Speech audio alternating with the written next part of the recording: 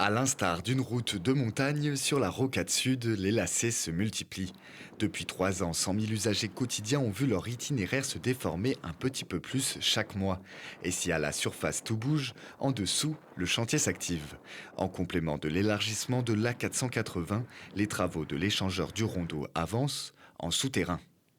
Nous sommes passés de 2 à 3 voies sur la 480 et donc l'objectif de l'opération de réaménagement du rondeau, c'est vraiment de venir fluidifier les circulations sur la zone. Alors pour fluidifier les circulations sur la zone, on vient réaliser une tranchée couverte de 295 mètres.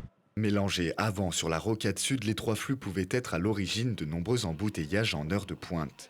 Cette tranchée couverte permettra alors la séparation de ces derniers à l'approche de l'échangeur du Rondeau depuis Saint-Martin-d'Air. Donc là, on est sur le radier actuellement qui vient d'être réalisé. Donc il restera à mettre les couches de chaussée sur ce radier. De part et d'autre, on a donc les parois moulées, les porteurs qui ont été réalisés. Donc actuellement, on est encore avec des ouvertures au niveau de la paroi centrale qui permettent une meilleure réalisation des travaux de manière plus optimisée en termes de phasage. Mais à terme, ce sera comblé pour qu'il n'y ait aucune communication entre le tube nord et le tube sud de cette tranchée couverte, notamment vis-à-vis des risques incendies. Un chantier conséquent pour un coût total de 104 millions d'euros financé par les collectivités. 47 000 mètres cubes de terre sortie, un sol poreux juxtaposé à une nappe phréatique. Les enjeux techniques sont nombreux, dont celui du maintien de la circulation. Grosse difficulté de ce chantier, c'est que c'est un chantier en site urbain, avec donc le trafic de la rocade sud qui est estimé à 100 000 véhicules jour à maintenir en journée.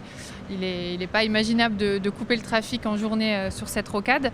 Donc ça a été une succession de phases provisoires, de circulation provisoire, pour nous permettre de libérer les zones travaux progressivement et de pouvoir travailler selon un certain phasage qui permettait de maintenir la circulation. Après la phase de terrassement, le bétonnage est en cours. S'en suivra la phase d'équipement pour finalement mettre en service cette nouvelle portion de rocade à partir d'avril 2025.